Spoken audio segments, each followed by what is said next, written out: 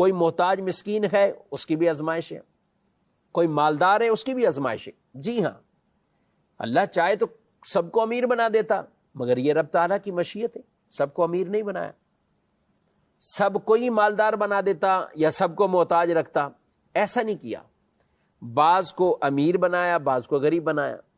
اب امیر کی امیری آزمائش میں کہ کون اللہ کی راہ میں خرچ کرتا ہے، اور غریب کی غربت آزمائش میں کہ کون اس بنا پہ صبر کرتا ہے، شکوے بلا وجہ نہیں کرتا، خام خواہ کے شکووں میں نہیں پڑتا، صبر کرتا ہے، رب کی اس دی ہوئی تقسیم پر راضی رہتا ہے، رب کی ذات پر اعتراض نہیں کرتا۔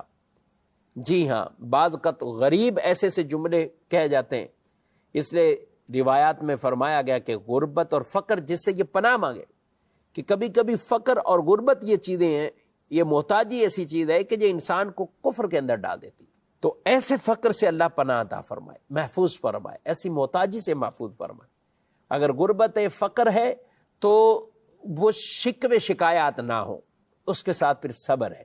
نبی پاک علیہ السلام کی حدیث ہے، اگر اللہ پاک چاہتا تو ضرور تم سب کو مالدار بنا دیتا اور تم میں سے کوئی محتاج نہ ہوتا، اور اگر اللہ چاہتا تو ضرور تم کو محتاج بنا دیتا، تم میں سے کوئی مالدار نہ ہوتا۔